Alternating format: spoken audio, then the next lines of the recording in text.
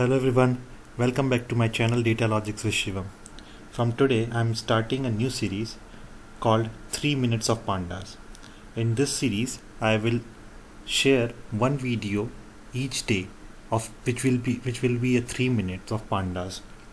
We will explore various aspects of pandas in bit-sized 3-minute video to help you become a pandas pro. So let's get started. So our first video is Introduction to Pandas and its data structure.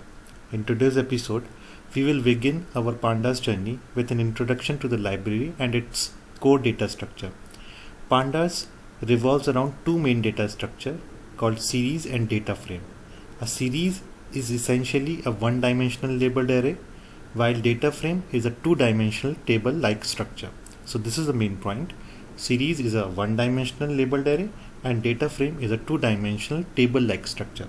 So these structures provide a flexible and efficient way to work with data. Let's start with the series. It's similar to a column in a spreadsheet or a dictionary in Python. It consists of ordered collection of values, each associated with a unique label or index. You can create a series using pd.series function. So in my screen, if you can see, I have created a list which I'm storing into a data, and then for creating a series I need to say pd.series, and I need to provide this argument data into this pd.series, and we will be printing this. So here you can see here this is how we can create the series. Now let's move on to the data frame, which is the star of the show.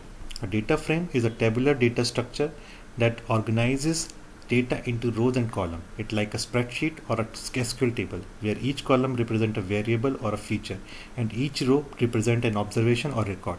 You can create a data frame using the pd.dataframe function. So let's look into an example. Here I am creating a dictionary which is name, age and gender. In name I am having some names like John, Emma, Michael, Sarah, William, and having their ages and the gender. For creating a data frame I can simply write pd.dataframe and I can pass the argument data dictionary into data frame, and then I'll store into a variable called df. If I will run this, I will have the table like structure of data frame.